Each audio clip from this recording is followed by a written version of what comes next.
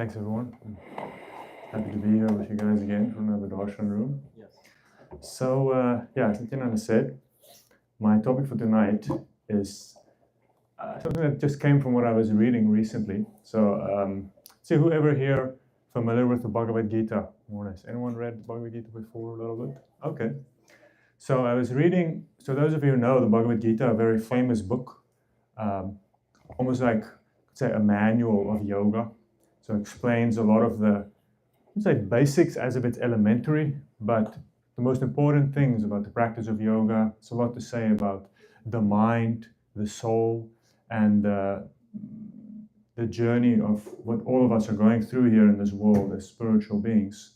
But the Bhagavad Gita is actually just one chapter, about this big, but it's just one section, about 18 chapters from a bigger book. And that bigger book is called the Mahabharata. And the Mahabharata is the whole story, the whole elaborate history of these 5 princes and 5 brothers who undergo a very arduous journey where they were cheated from their kingdom and they had to go into exile, and how they then end up fighting and winning back the kingdom.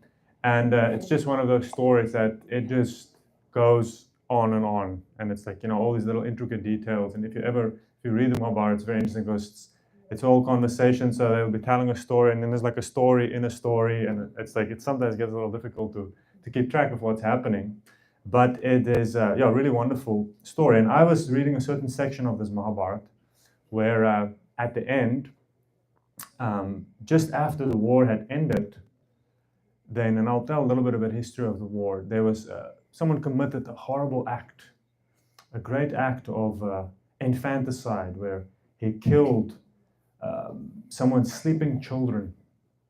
And then there's this very epic scene where they catch the killer, and then a whole debate that happens and takes place about what should happen to this person. And on the one hand, there's those who were crying for mercy, and on the other hand, there was those who were crying for justice.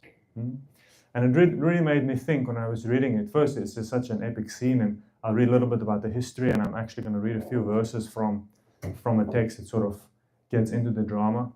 But it made me aware of the reality that in this world we live in, that we sometimes have things that are both good, but they can actually, even though different things are, both of them are good, they can get into opposition with one another. And actually a lot of the problems we have in life is not even necessarily choosing between good or bad, but it's been choosing between good and good, which one to do. And a lot of our life is like that. There's certain things in your life that's part of your life that is bad, and you want to not have it part of your life.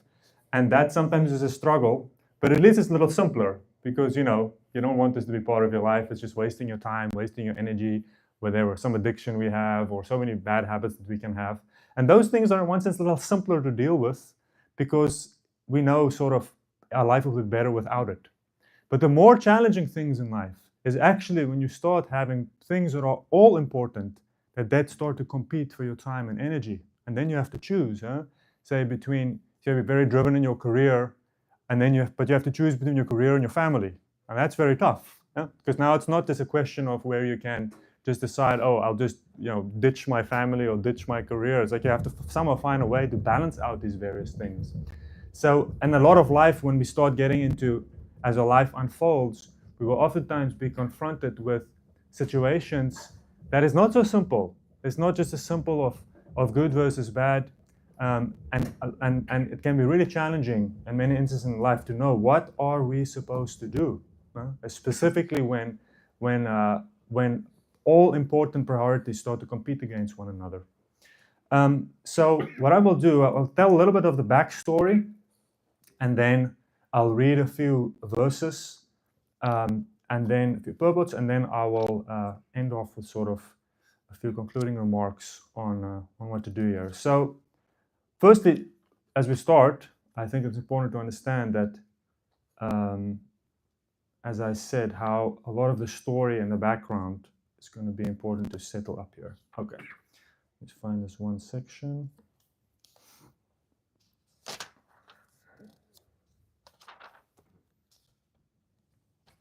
Okay.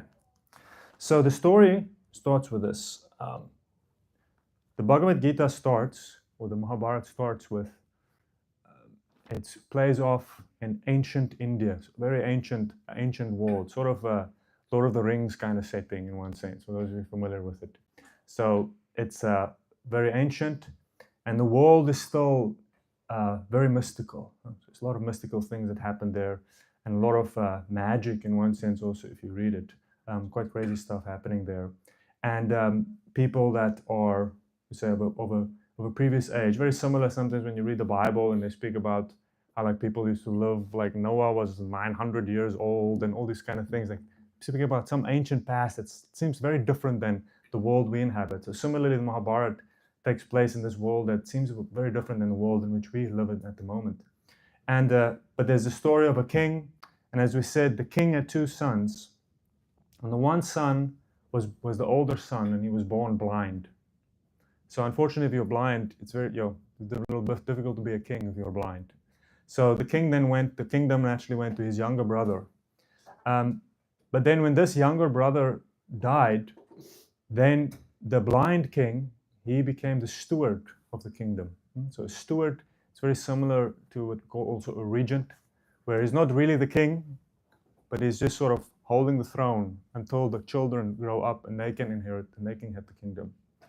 But then what happened is when you have something for a long time, even if it doesn't really belong to you, at some point it's a little difficult to give it back. Have you ever had that, when you borrow a book from a friend and you've had it for maybe 10 years, and then one day they see it in your bookshelf and they ask you to have it back, and then a part of you is like, well, it's their book, but it's also, you have it for 10 years, so a part of you feels a little painful to give it back to them.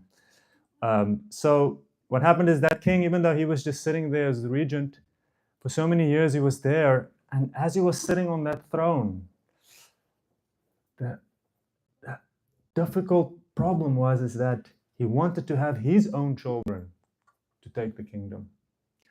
And it's amazing what you see in the Mahabharata oftentimes is you see good people that fall prey to bad desires, and how it can happen even with people that are very noble, people of good character, but it happens. So the king, at some point, he becomes, unfortunately, envious, one could say, or just he wanted to have his own children to have the throne. And his son, who was called Duryodhana, was just by birth, by nature, very cruel. And even in the very beginning, they started then to hatch all these plans to try to kill these 5 sons. So the 5 rightful princes who would have inherited that throne, they tried to kill them. And there's all these various stories that happen, how they tried to burn them, they tried to poison them, but some or other, they always manage to escape, and fate is on their side. And then at some point, as they got older, they devised an elaborate scheme where they challenged them to a gambling match, a game of dice, where the stake is the kingdom, who's going to win.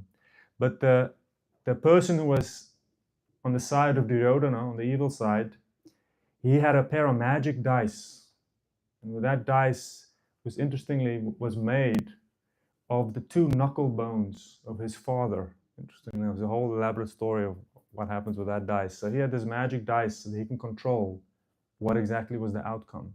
So as they gambled for the kingdom, they inevitably lost, and then they were banished into the forest for 13 years. They had to stay in the forest. And by the time they came back out of the forest, so many things happened there when they came back, and then they tried to reclaim their kingdom. And they were willing to even just take half. And at some point they said, we were willing, even if you could just give us 5 villages, even if we just have some little part of our kingdom that we can at least, do what we were born to do. And then Duryodhana told them, he said, I will not even give you enough land that you can drive a pin through. I will give you nothing. So it wasn't just about him wanting to have the kingdom, it was also about him wanting them to have nothing. And that is the amazing nature of envy, is that I don't know who has ever been on the receiving side of envy, but it is quite something when someone wants to destroy you. And it's not really about them. It's not just about them wanting something. It's about them wanting you to not have anything. It's very scary. I had a friend of mine or someone who I know who had a law firm.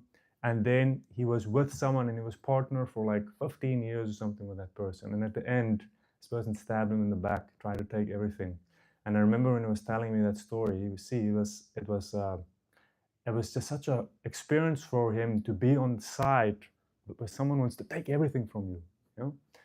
So what happened is then inevitably they tried to avert some kind of a war, some kind of a battle, but then it went to battle and a big battle was fought. And at the end, the Pandavas, the 5 brothers who were the rightful rulers, they ended up winning this battle, but at great expense, great expense. And most of the people on both sides ended up dying in the war. And it was a different war than modern war. Like, it was very interesting when you read about those ancient wars. There was no civilians, whatever. It's just all they gather on a big battle plain, and then it's all people who come from afar and they fight this big battle. And at the end, the Pandavas did win.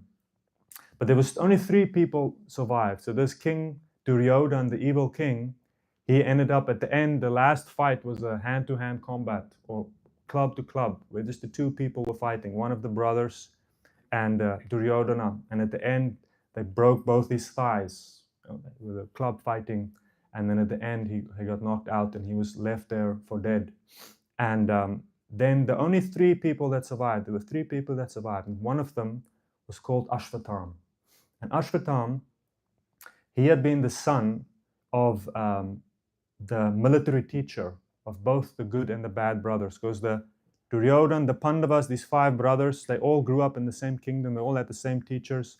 And their military teacher, his son, he was one of the survivors. And his father, he had also died in the war. And he had considered it to be in a bad way that he died. He wasn't happy by how that his death was brought about. So what happened is, after the war was over, this Ashvatam, he was burning with so much anger at what had happened to his father, so much anger with what had happened to this Duryodhan, that he decided that he would sneak in to the camp of these 5 brothers, and he killed their children. So their sons were young, like in their, like, whatever, 16, 17, in their 20s, like, you know, young men. And he crept in there and he killed them while they were sleeping, cut off their heads, put it in a bag, and then he for revenge. And then he went to show them to Duryodhan. As Duryodhan was lying there with his broken thighs, he presented these heads to him, and he wanted to tell him, thought he would be pleased by what he had done. But even Duryodhan was so appalled by what how can you do that?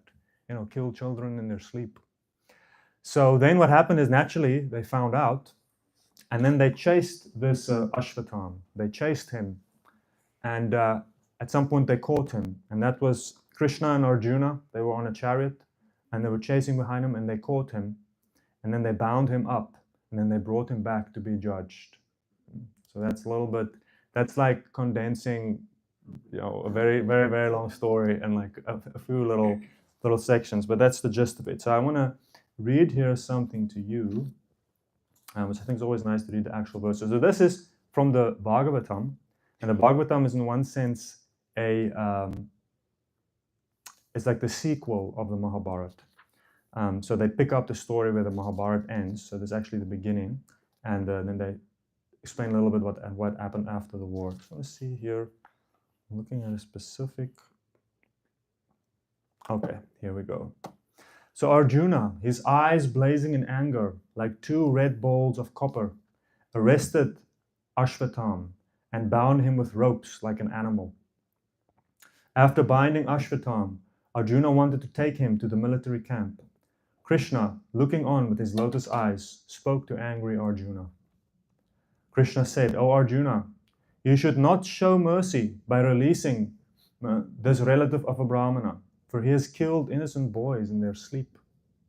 A person who knows the principles of religion does not kill an enemy who is careless, intoxicated, insane, asleep, afraid, or devoid of his weapons. A cruel and wretched person who maintains his existence at the cost of others' lives deserves to be killed for his own well-being, otherwise he will go down by his own actions.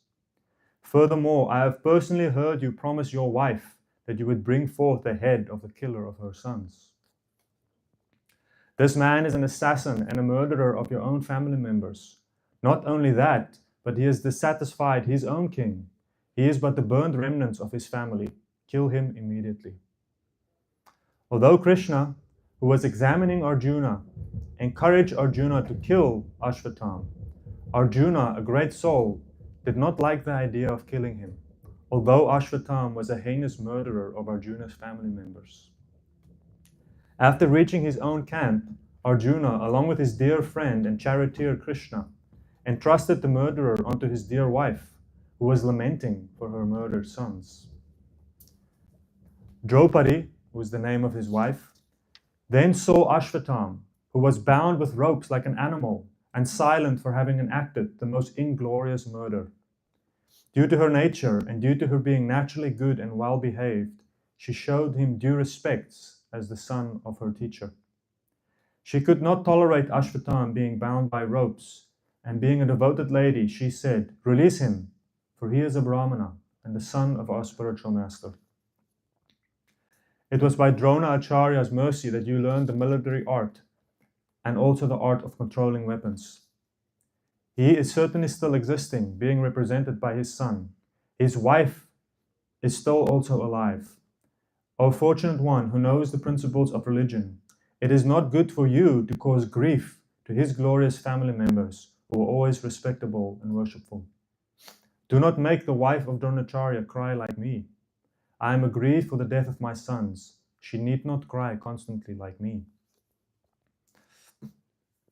O Brahmanas, King Yudhisthira fully supported the statement of the queen, which were in accordance with the principles of religion, and were justified, glorious, full of mercy, and without duplicity. The other brothers of the king and all unanimously agreed with Arjuna's decision. The one brother, Bhima, however, disagreed with them and recommended killing this culprit who, in an angry mood, had murdered sleeping children for no purpose and for neither his nor his master's interest.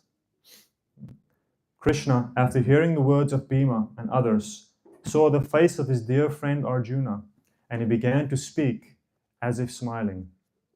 Krishna said, "A friend of a Brahmana is not to be killed, but if he is an aggressor, he must be killed. All these rulings are in the scriptures, and you should act accordingly. You have to fulfill your promise to your wife, and you must also act to the satisfaction of your brother." Just then, Arjuna could understand the motive of Krishna by his equivocal orders, and thus with his sword, he severed both the hair and the jewel from the head of Ashvatham. Ashvatham had already lost his bodily luster due to infanticide, and now, having lost the jewel from his head, he lost even more strength. Thus he was unbound and driven out of the camp. Cutting the hair from his head, depriving him of his wealth, and driving him from his residence are the prescribed punishments for the relative of a Brahmana, not to kill his body. Thereafter, the sons of Pandu and Draupadi, overwhelmed with grief, performed the proper rituals for the dead bodies of their relatives. So very epic. And we see that at the end, Arjuna decided, we see when it says the jewels, explain that what happens is at those times, like the priestly orders, whatever, they would have hair, like we see, probably similar to the little fluff of hair that you see here and there when guys are in the temple. And then there would be a jewel, and that jewel would be a symbol of your position in society. That jewel is almost like a crown that you would wear that would tell people who you are and, what's your position. So at the end, Arjuna, when he was there, he was faced by two parts, the two things. On the one hand, the desire of his wife, many of his other, to be merciful. But on the other hand, the desire of his brother for justice, the desire for justice. And isn't it interesting that both these things are so good? We all would agree that justice is a great thing, and we all would agree that mercy is a great thing. But that's the amazing thing with this world, is that these things can become in complete opposition to one another. And we see that Arjuna caught in this moment. He did not know what to do, but he looked at Krishna, and then he could understand that he had somehow had to find a way to do both, to bring both justice and to also be merciful. So then at the end, he decided, he cut off that jewel and they drove him from the camp. So in one sense, he had been killed because he totally lost his position in society, became an outcast, driven out for having done such a horrible thing. But at the same time, he spared his life. And in this way, we see the intelligence, the practical intelligence that is there, which we can call, to a large part, in the ancient world, that is really what we mean by wisdom. Wisdom, it's a lot of stuff we can know nowadays. You can know a programming language, you can know mathematics, you can know how the stock market works, or so many things you can know, but it doesn't mean you have wisdom. So wisdom is something else. Wisdom is that ability to really make decisions when it comes to your life, what you do with your life, the decisions that you make that will chart the course of your destiny, that will determine where you will end up, that will determine your happiness, your future, that will determine your character, your sense of self. These are the decisions that we make on a day-to-day basis. Every day we make those decisions. And making those decisions correctly, that is when we start speaking of wisdom. That is a wise person. And we see wisdom there's no correlation between wisdom and technical knowledge. For those of you, anyone here from Long Island? Okay, so Long Island. So who knows about the Gilgo Beach killer? Yeah? You read about that?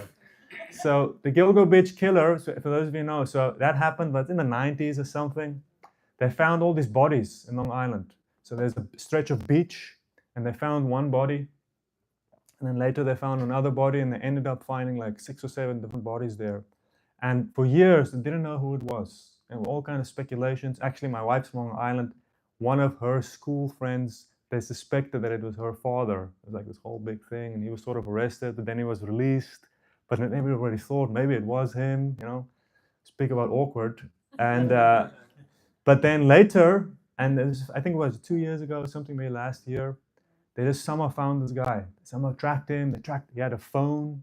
They tracked a number, and then they actually ended up getting, because DNA technology had developed, so they were able to identify some DNA on one of the victims, and then they somehow tracked this guy, and they stole a discarded piece of pizza. So he was eating pizza, and they were following him, and then he threw it in the bin, and then they took that pizza out, and that's how they got his DNA, and they matched it, and they saw, this is the guy.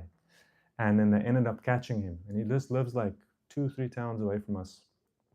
And but the interesting of this guy is that he was a very well-established architect, and like very good at what he does. You know, he had a specific firm that could help people overcome the red tape of the New York Department of Buildings. And he would be hired for like these very complicated projects where they had to get building permissions and understand all these laws and this, you know, if you look at the New York building code, it's like a whole world in and of itself, like what you can do and what you can't do. And then you have to go argue your case sometimes, you know, with them, and you have to use the law to get the permissions that you need. So very complicated. And this guy was so good at what he was doing.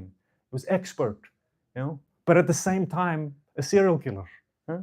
So the point is that just because there's no connection between technical ability and morality, no necessarily cross. Just because you are good with technical skill, or you maybe know some information, or you've mastered so many different things, that does not mean that your character is elevated. It's like two different things.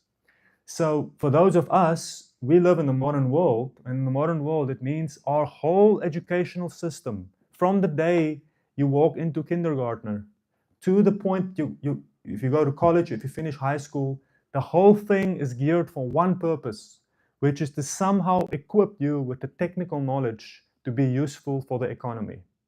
That's it. That's all that it really, that's what they care about now. It's like, because, you know, also you have to work. And, you know, if you're going to work, you want to make sure that somehow the work you do, someone is willing to pay you good money for it. And that's what we're scrambling for. We're scrambling like anything. Try to go to school and then see if you can go to college, see if you can learn some kind of a difficult skill, so that at the end, when you step into the economy, they're willing to pay you, you know, at least some money for it. And that's okay, but we all have to do that. But just keep in mind that that's not enough in life. Huh? That's not enough. Just like being an architect doesn't mean you're necessarily successful. Success, there's a different dimension to life, and that dimension to life is the dimension that is being focused on, or is the focus of spirituality or religion in its proper form, which is about the development of a certain character of the individual, and also opening us up to the reality of wisdom. Because we see sometimes, I don't know if some of you have that, who has like a very wise grandma or grandpa, like someone who's like, from some previous generation, and they just don't know how phones work, or like, they don't know anything about technology and stuff, but they're really wise. They have this other wisdom of understanding what is good and what is bad. So they don't have technical ability necessarily so much, but they have something else, kind of a wisdom. So wisdom and technical knowledge is that's my point, it's two separate things. So what we see in this story, for example, we see that reality being illustrated, that how wisdom in action is very tough, because a lot of the good things in this world, they are all relative goods, relatively good. Justice is good, but it is relative. Mercy is good, but it is relative. Sometimes it has to be curbed. And if you study philosophy, the famous question is it good to tell a lie? Generally, it's not good to tell a lie. But if you have to tell a lie to save someone's life, then that's a good thing to do. So that's the reality of life, is that it's not so black and white. And knowing what is good and what is bad, it sometimes life will put you in very challenging situations. So here we have mercy and justice that become opposed towards one another. And both of them are good. But at the same time, you can see if you have a society that is just justice focused, if it's all just about punishment and retribution, that society is very harsh. But if you have a society that forgives everything, like just you can do anything and you will be forgiven for it, imagine what will happen then. Then society will also become totally chaotic. So in life, it's like that. You have all these things. You have, on one hand, you have freedom. Who likes freedom? We all like freedom. That's why we're in the US of A. And but freedom, on the other side of freedom, you have responsibility. So if you're never willing to take up, if you say freedom is your most important thing, then it's very difficult to have, for example, if you get a family, so much of your freedom, quote unquote, has to now be given because you're taking up responsibility. Responsibility means that you decide now that your freedom you will sacrifice to a certain extent to do what you want to do these things that you now have to do. But who can argue that so much of the greatest things of life comes from taking responsibility? Yeah? So ironically, freedom and responsibility, again, two things that they're both good, but they're not absolute goods. They have to always be put in proper proportion. So freedom, truth, and kindness. Huh? Like sometimes you have to be nice to people, but sometimes being nice to people means that you don't necessarily tell them exactly what you think. Because if you would always tell people exactly what you think, you're probably going to end up saying many things that are not so nice, isn't it? I mean, it depends on how nice you are as a person. And but most of us, we have to sometimes say something. Or when your kid comes and they show you something they drew, and then you say, "Wow, that's beautiful." I mean, is it really beautiful? It's like, it's sort of not necessarily a great work of art. Or, the classic things. Does my butt look big in this? Like, are you going to speak the truth, or like which way are you going to go? Sometimes, the truth is not always exactly at the right time in the right place. You have to be careful. So truth and kindness, again, two things that can sometimes have to be balanced out. So a large part of life, and what you read specifically in the Mahabharata, is when it comes to dharma, because the word dharma means to understand what is the right thing to do. And a lot of it is illustrated by stories and situations, because there's one thing when we deal with some theory, but a lot of it is the practical actions in life. We start looking at real situations in life, and then you have to really decide what are you going to do here. So a lot of the Bhagavatam, the Mahabharata, is all these situations where devotees, like devoted spiritual people, they end up in these complicated situations. And then you see, how do they respond? What do they do? And that's really what the Bhagavatam wants to illustrate to us. So how do we then balance out these different priorities? And it is there that spiritual knowledge really comes into play.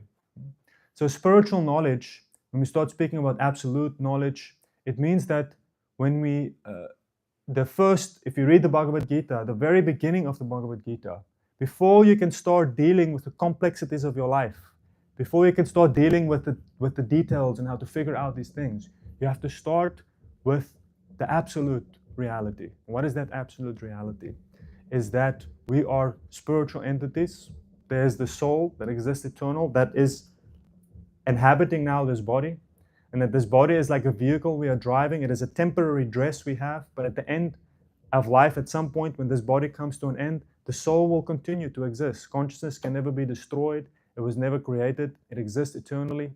And that conscious entity, the soul, has an eternal relationship with God, with the divine soul. And that is like the absolute reality. So a lot of the Bhagavad Gita is you first start with these basic absolute realities.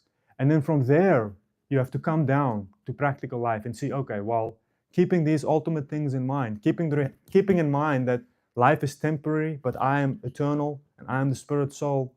How do I now live my life? How do I now make my decisions? How do I balance all these various things out? And that really is a big part of the journey of exposing ourselves to spiritual wisdom, reading it, becoming acquainted with spiritual philosophy, and then seeing various individuals who encounter all the different struggles and challenges that the material world can throw at us, and then seeing how these things become harmonized in one sense by always trying to keep the spiritual reality in place, keeping that spiritual perspective in place.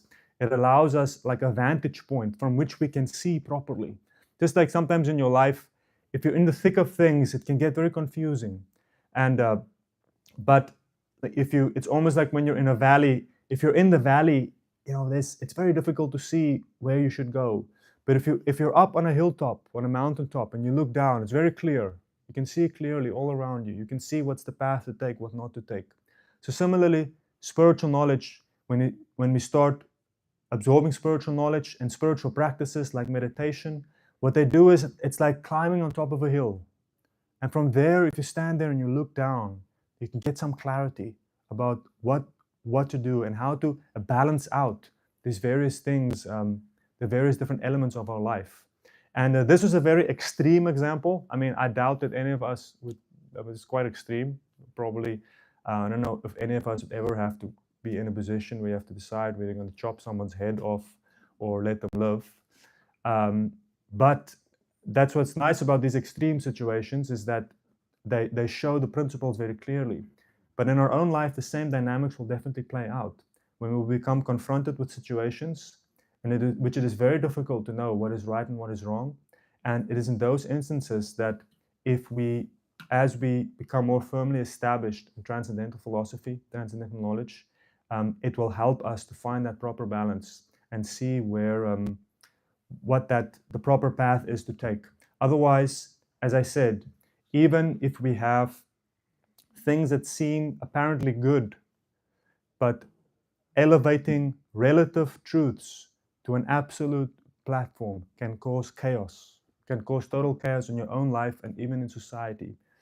Just like we said with the example, if you just have justice with no mercy, society becomes horrible.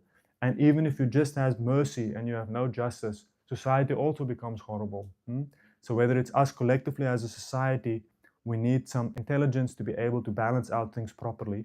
And it's not always such a straightforward thing. Okay, so that was just, again, a few thoughts on justice and mercy, a little bit of the story from the Mahabharata, and a very intense situation that we encounter there, and seeing how transcendental philosophy is something that can ultimately give us a vantage point from which we can start to get a clearer idea of how to balance out the various priorities in life.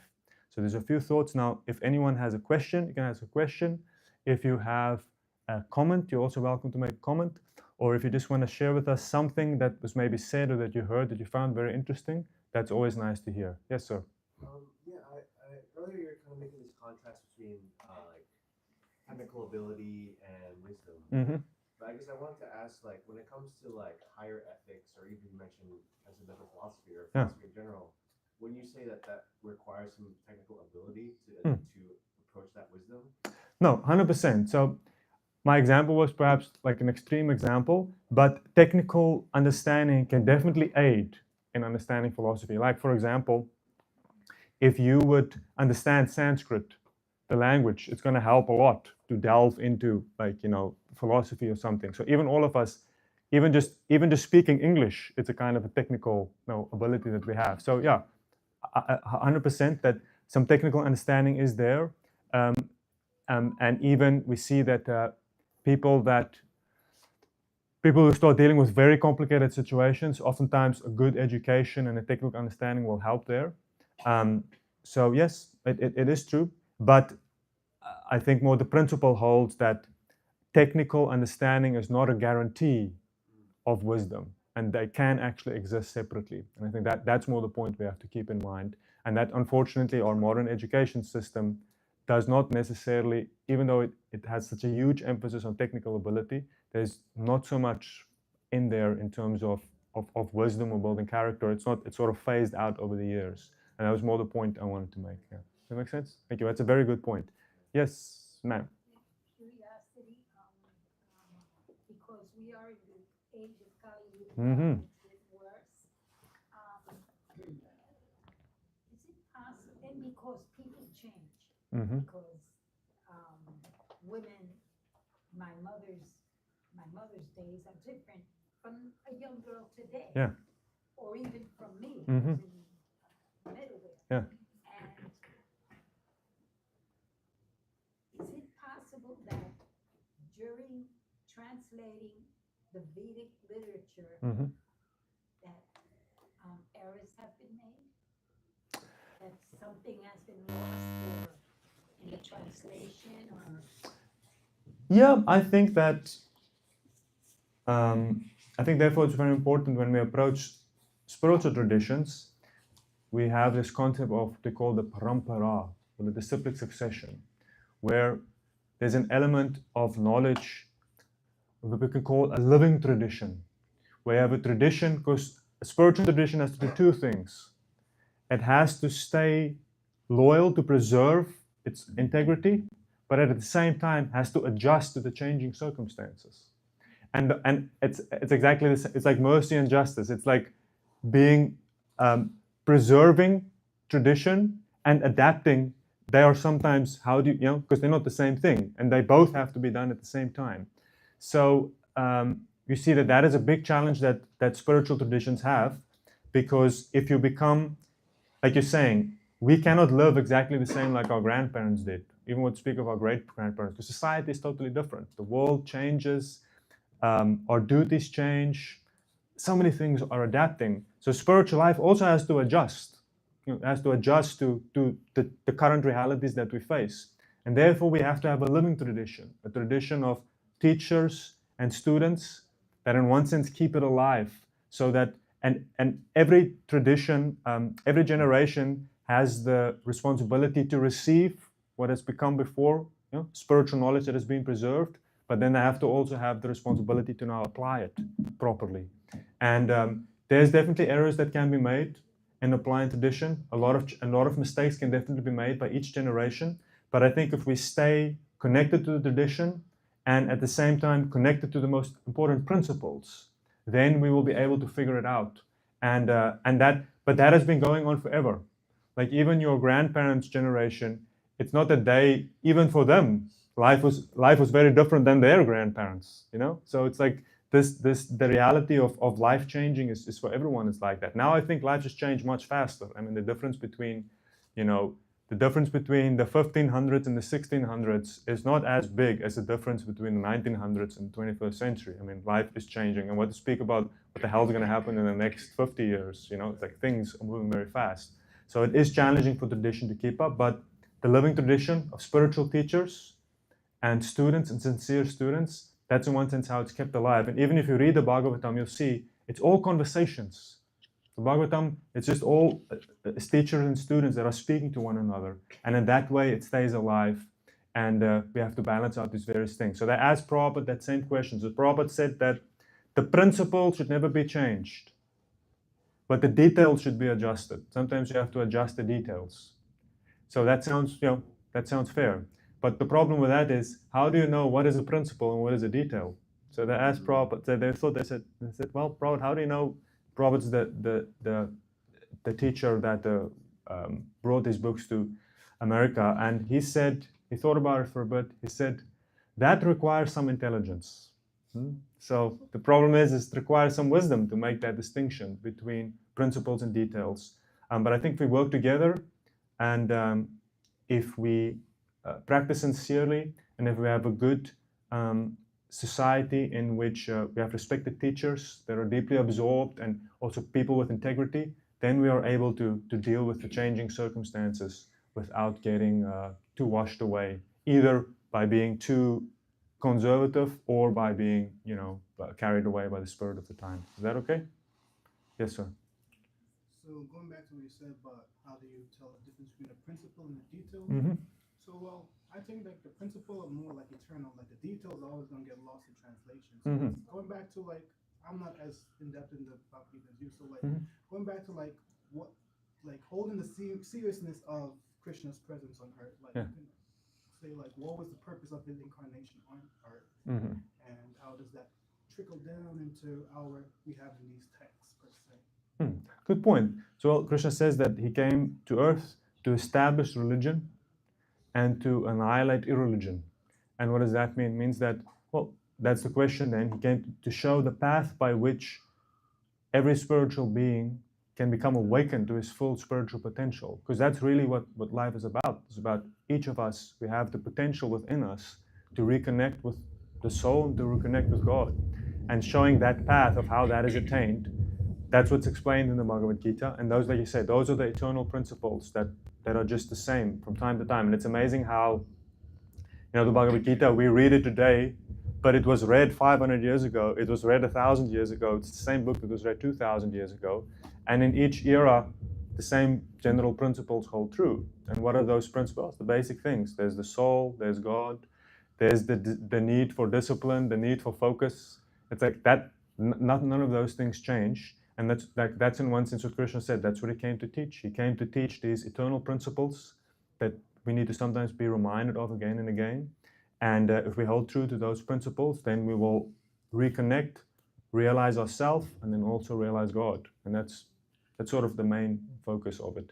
And everything else in one sense is a detail. Yes, Tom? So I had two thoughts actually.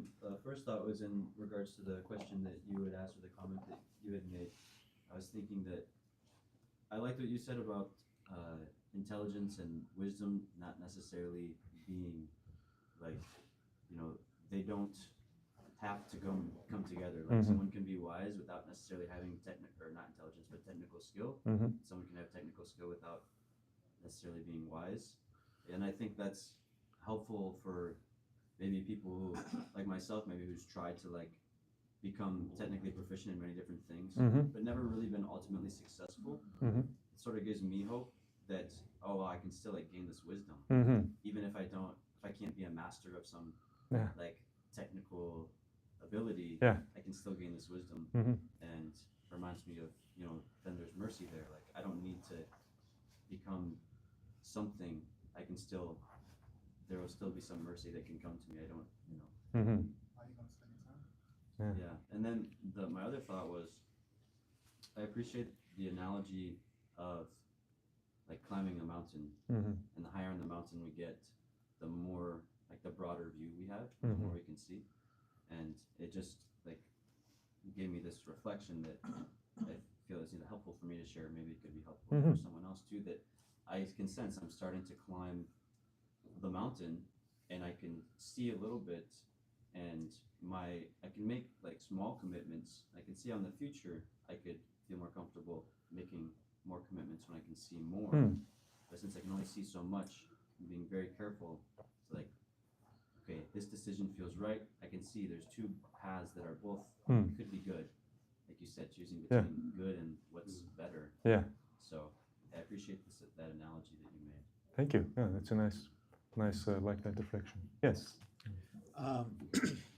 This pastime that you've read in the Bhagavatam, there's a similar subject that ties into that, and that's kind of the tension of the two approaches to morality. And so one approach is called deontology, which is kind of a rigid, like that something is moral because it came down through some scriptural edict, and it's just that's what it is, and you have to follow it. and that's what morality is.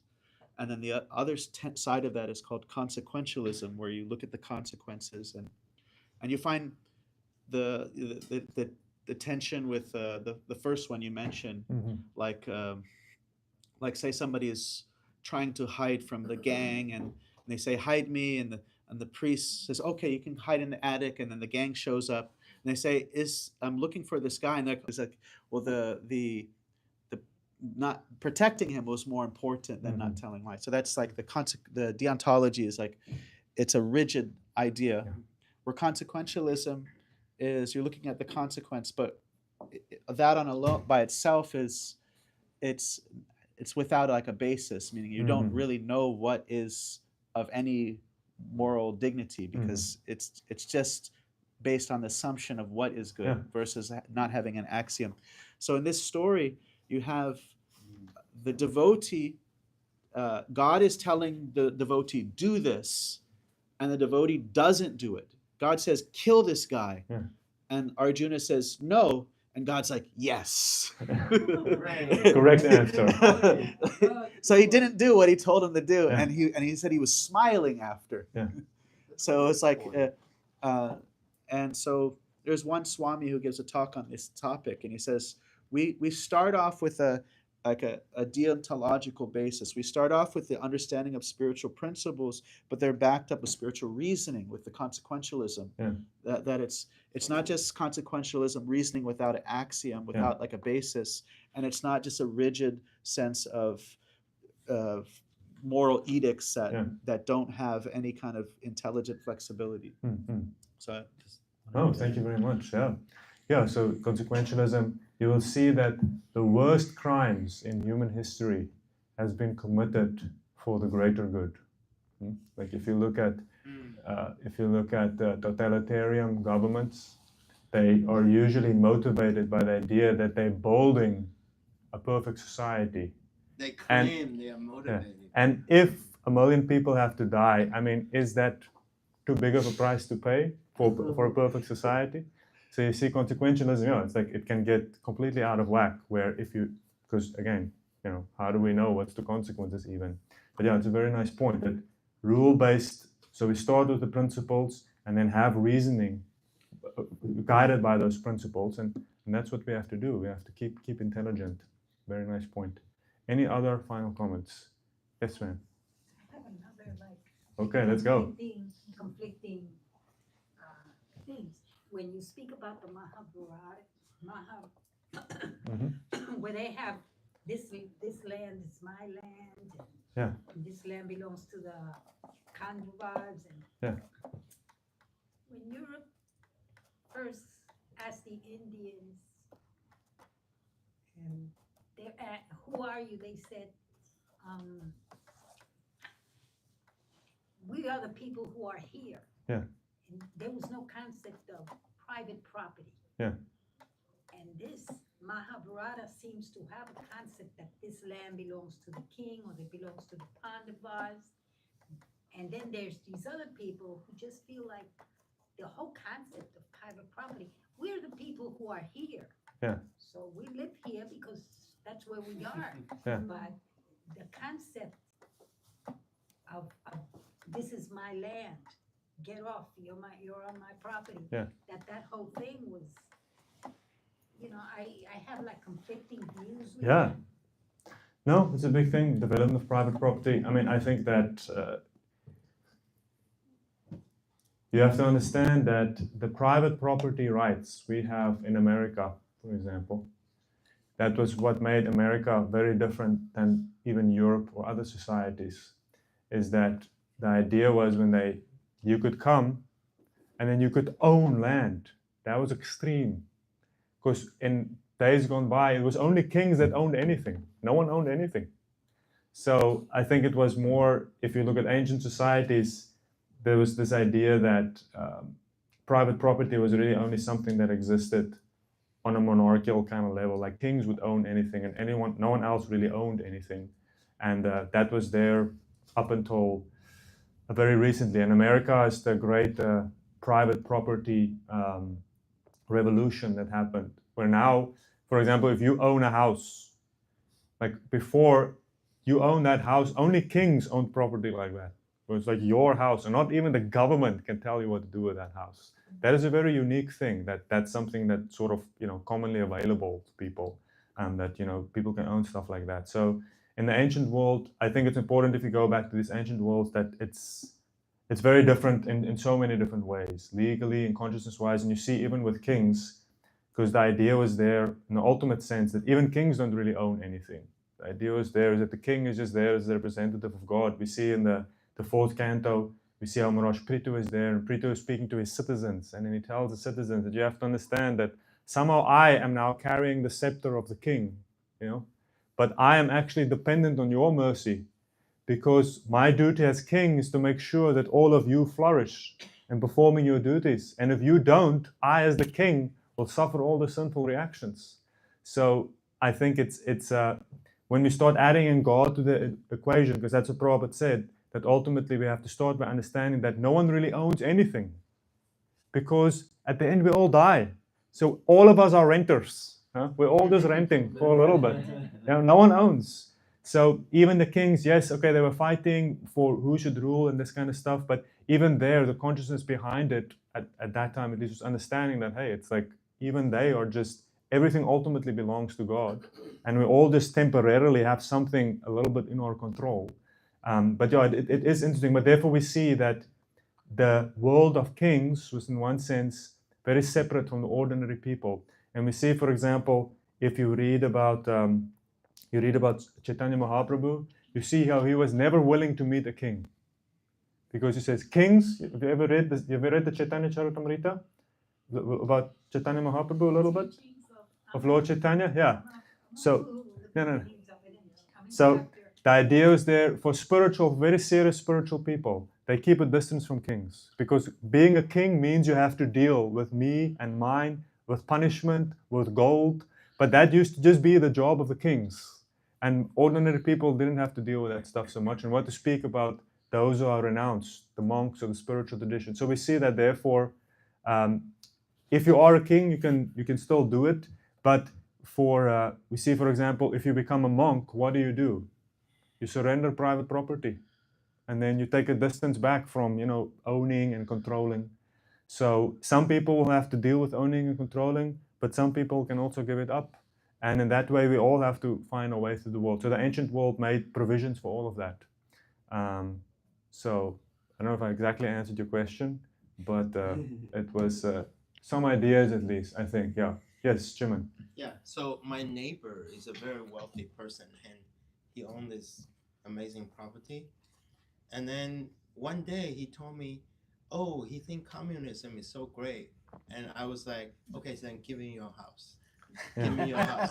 Your house does not belong to." It's all very fake. Yeah. Very hypocritical. There's a lot of that, Yeah. Yeah. So when I see very wealthy people saying that, I'm like, okay, then your property is my property. Yeah. Give it No, to me. it's very dangerous. We see in the Bhagavatam, we see that the ultimate degeneration of society comes from governments that will descend into chaos, because the people if the government is run by, at some point it says with time as it goes by, the people who control the government will just be thieves and plunderers. So, and that is, very dangerous. And that's the real challenge we have in life. It doesn't really matter whether it's democratic, whether it's this or it's this. The system is not really so much important as the quality of the people that are in that position. And that's something that the world misses now. People think that a system will make things, there's some perfect system and then that will solve all our problems. There's no perfect system. It's about the consciousness of the people. Right. There has to be the consciousness of a person. So even if you have a system that's not so good, but if you have a consciousness of a person that is good, they can work with a system that is broken. And even if you have a very apparently good system, if you put the wrong person in that system, they can ruin it very quickly. Even democracy. Any system. Whether even we're speaking about government, even if you speak about a company, if you speak about a business. I mean, my mother used to be a school teacher, and she had seen so many headmasters come and go. And she said she'd seen the difference between a good headmaster and a bad headmaster. And a bad headmaster, within like a few months, they can ruin everything. So therefore, I think it's important for us, at least what we can see from the Bhagavatam, is the emphasis is there on the conscious character of the people. That is what will save us, not the system.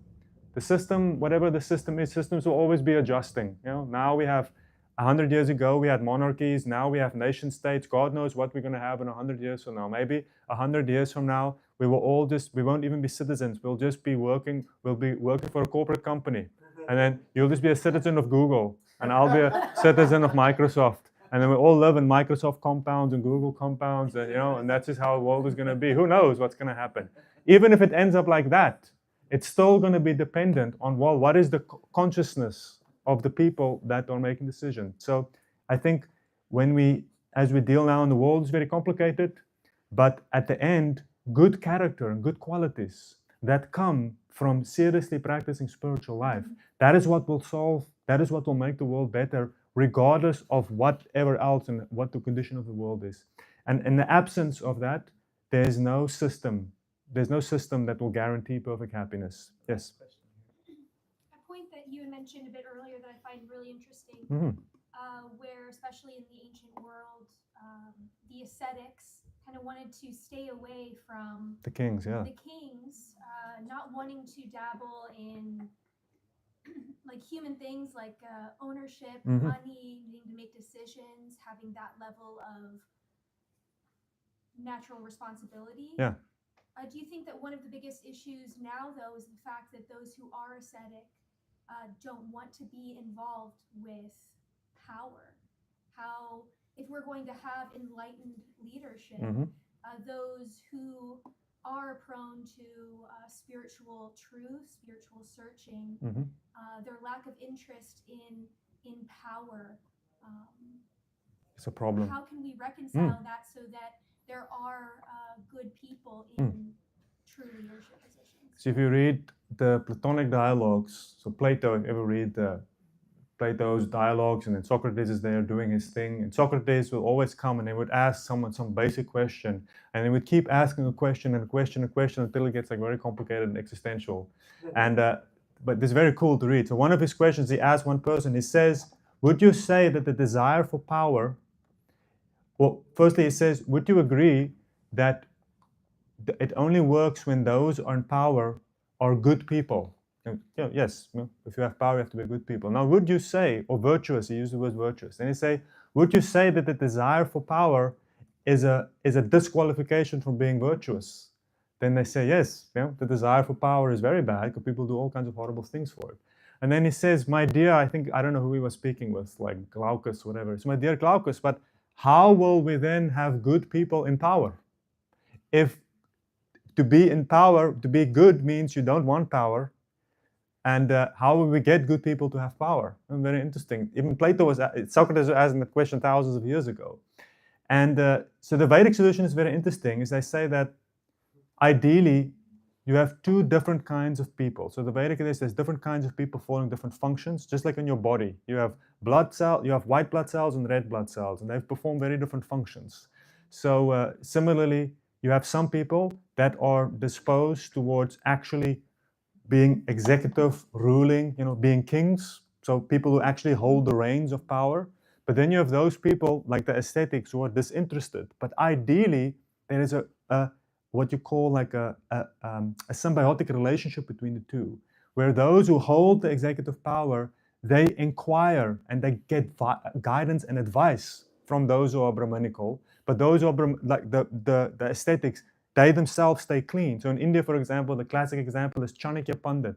So Chanakya Pandit, he was the guidance, he was the advisor to Maharaj Chandragupta. But Chanakya Pandit, he was famous that he lived in total poverty. And he would just eat chickpeas. That was the word Chanakya. He would just eat chickpeas. And he wouldn't take any salary from the king. But the king would come and ask advice from him.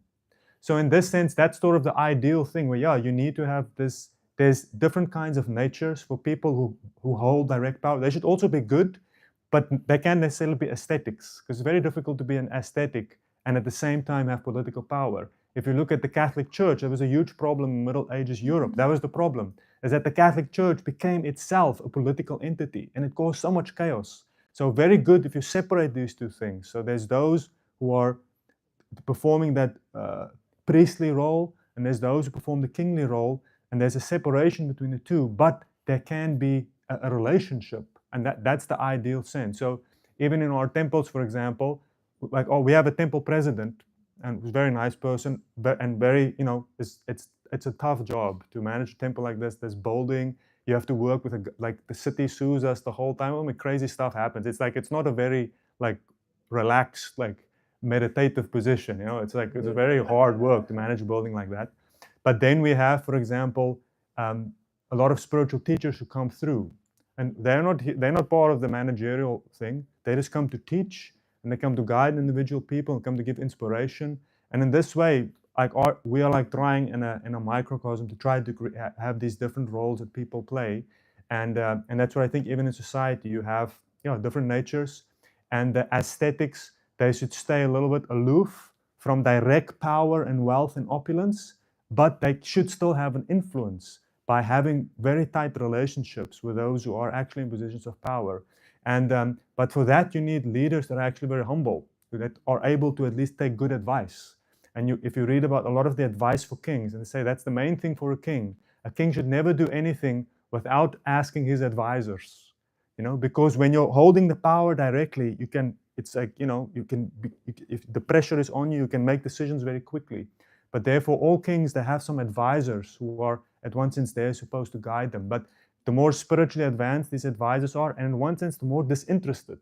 Because the main problem that we have now in politics is that people who end up in politics, there's too many benefits that you can have. Insider trading, all this other kinds of stuff, and like it ruins your objectivity. So we need people that, in one sense, can stay objective and that do not have. I have one friend. He says you need people who don't have a horse in the race.